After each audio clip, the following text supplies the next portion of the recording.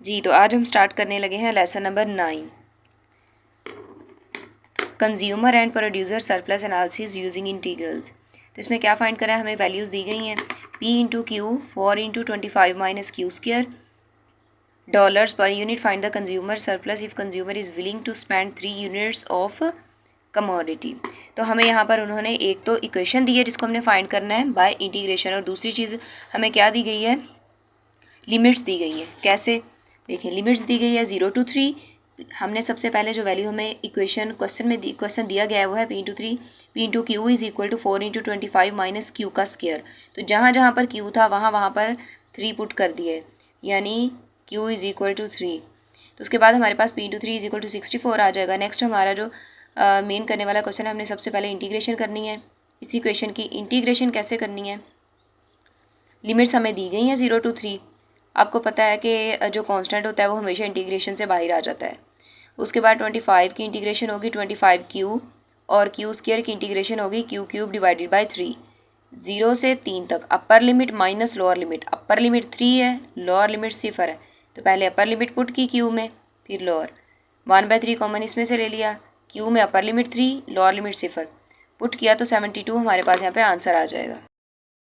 Next topic देखें, next topic भी वही है, कंज्यूमर सरप्लस यूजिंग इंटीग्रल्स। मतलब हमें फिर से एक इक्वेशन दी गई है और हमने बाय यूजिंग इंटीग्रेशन इसको फाइंड करना है। कैसे करना है, हमारे पास इक्वेशन क्या दी गई है, P is equal to 80 divided by under root Q 3। तो कैसे फाइंड करना है, हमें उन्होंने Q इज इक्वल टू 64 यानी 0 से लेके 64 तक लिमिट दी गई है। तो 80 divided by under root Q 3 हमने क्या करना है, इसकी सिंपल इंटीग्रेशन करनी है। जब ये Q को हम ऊपर लेके जाएंगे तो इसकी पावर 1/3 आ जाएगी, और 80 कांस्टेंट था, हमें पता है कांस्टेंट इंटीग्रेशन से हमेशा बाहर चला जाता है, हमने बाहर लिख दिया। उसके बाद हमने क्या करना है, हमने सिंपल इंटीग्रेशन करनी है। इंटीग्रेशन में पावर रूल आपको पता है, एक का इजाफा एक को ऐड कर देते हैं, डिवाइडेड बाय जो नई पावर बनती है उसको बटे में लिख देते हैं। यहाँ पे वही किया है। उसके बाद अपर लिमिट और लोअर लिमिट्स पुट कर दी हैं, जिसे हमारे पास आंसर आ जाएगा 640, बिल्कुल पिछली एग्जाम्पल की तरह है। जो टॉपिक्स मैं मिस कर रही हूँ इसका मतलब है वो टॉपिक इंपॉर्टेंट नहीं है, करना ज़रूरी नहीं है। नेक्स्ट देखें, हमें टॉपिक नंबर 34 में P की 2 वैल्यूज़ दी गई हैं। हमने क्या करना है, हमने यहाँ पर P is equal to P रख के दोनों का कंपैरिजन किया, तो यहाँ से हमारे पास Q स्टेडी की वैल्यू आ गई 50। उसके बाद हमने क्या किया है, ये जो हमारे पास P की 20 प्लस 0.2 की सेकंड वैल्यू थी, इसमें हमने Q की वैल्यू पुट की तो हमारे पास P स्टेडी की वैल्यू आ जाएगी। नेक्स्ट है lesson number 10, FIMS analysis using integrals. What is the present value of a continuous revenue flow lasting for the year at the constant $d per year and discount rate at rate of R per year? ये formula कर लेना, pi is equal to integral sign 0 to t r into T की power minus R T D T. उसके बाद है net present value NPV, ये formula कर लेना है, present value of sale is equal to V into T multiply by की power R T. V into T sale value होती है की power R T discounting expression होता है, तो ये किसके बराबर होता है, V इंटू टी की पावर आर टी। ये फार्मूला है, इंपॉर्टेंट है, याद कर लेना है। नेक्स्ट है scale of production analysis using integrals. Cobb Douglas production function F के एल दिया गया, वैल्यू दी गई है, what will the total increase in output of the firm increases the quantity of capital and labour to 10 units each from the present level of 5 units. यानी हमें limit दी गई है 5 to 10 और एक इक्वेशन दी गई है। हमने बाई इंटीग्रेशन इसे फाइंड करना है। कैसे करेंगे, यूनिट के L is equal to 5 to 10 limits दी गई हैं, के की पावर 0.7, एल की power 0.3, D K D L. इसकी इंटीग्रेशन करेंगे किसके लिहाज से, के लिहाज से, पहले के लिहाज से कर रहे हैं। तो क्या करना है, आपको पता है कि जब हमने इंटीग्रेशन करनी होती है तो पावर में एक को ऐड करते हैं और जो न्यू पावर बनती है उसको बटे में लिख देते हैं। तो बिल्कुल ऐसे किया है। तो इसे उसके बाद क्या किया है, अपर लिमिट और लोअर लिमिट्स पुट कर देनी है। पुट करने के बाद हमारे पास जो आंसर आएगा, लिमिट्स पुट करने के बाद 186.03 आ जाएगा। नेक्स्ट टॉपिक है crop farming analysis using integrals.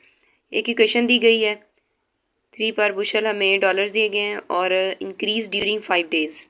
तो क्या करना है, 0 to t लिमिट ले लेनी है, इक्वेशन लिख लेनी है, सिंपल इंटीग्रेशन करनी है इसकी। 0 to 5 लिमिट हो जाएगी D C into T over D T is equal to limits put करके इक्वेशन लिख देनी है, सिंपल इंटीग्रेशन करनी है। T cube divided by 3, T square divided by 2 और 1 की इंटीग्रेशन होती है टी। फिर इसमें हमने लिमिट पुट करनी है। लिमिट पुट करने से हमारे पास इक्वेशन का जो आ जाएगा आंसर वो होगा, 5 महीनों का हमने फाइंड करना था, 5 months विल बी 25 बुशल्स। उसके बाद हमने क्या करना है, उसके बाद हमने if the increase in value of crop is required, crop is equal to crop multiply by price.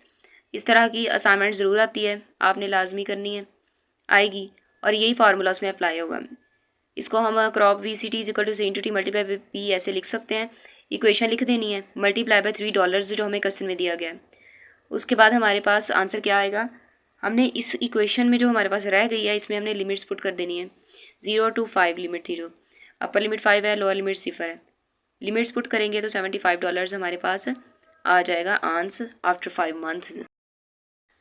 Next topic है 45 फेम्स average cost analysis using integrals C into Q. दो वैल्यूज़ दी गई हैं, हमने क्या करना है, हमने इसे फार्मूला लगाना है। क्या फाइंड करना है, cost of producing x units of a new product $100, what is the average cost of producing 3 to 7 units. जब ये वर्ड आ जाएगा ना, एवरेज वर्ड आ जाएगा, तो इसका मतलब है कि हमने यही वाला F into average 1/b minus A लाजमी तौर पे लिखना है। और ये वेरी इंपॉर्टेंट क्वेश्चन है, 2 क्वेश्चन आते हैं, लॉन्ग में भी आ जाता है, शॉर्ट में भी आ जाता है, ये वेरी वेरी इंपॉर्टेंट है। तो क्या करना है, हमें जो इक्वेशन दी गई है 3q² - 2 लिख देनी है। लिमिट दी है 3 to 7 यूनिट्स, 3 to 7 हमने लिमिट ले लेनी है। 1/4 हमारे पास कैसे आया है, अपर लिमिट जो है वो हमारे पास 7 है, 7 - 3, ये b - a का जब हम ये 7 - 3 करेंगे, 7 - 3 इज इक्वल टू क्या आ जाएगा, 7 - 3 4, तो ये 1/4 उसे वहाँ से आ गया।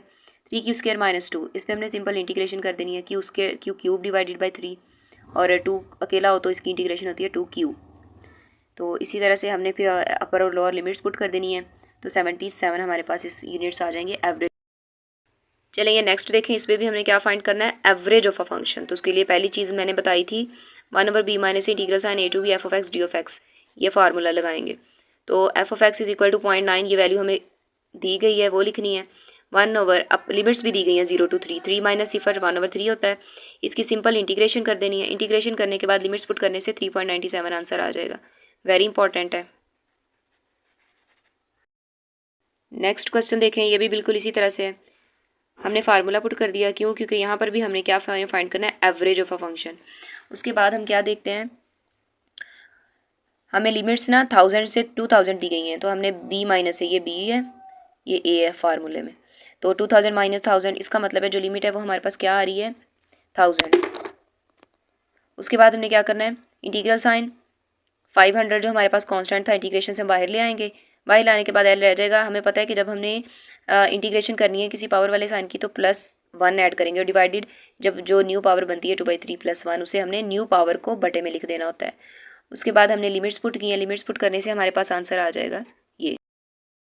नेक्स्ट टॉपिक देखें 49, इसमें वही चीज़ है लेकिन इसमें एक चीज़ चेंज आ गई है कि हमें 2 वैल्यूज़ दी हुई हैं। क्वेश्चन में देखें s इंटू टी और c इंटू टी, हमने इन दोनों का कंपैरिजन करना है।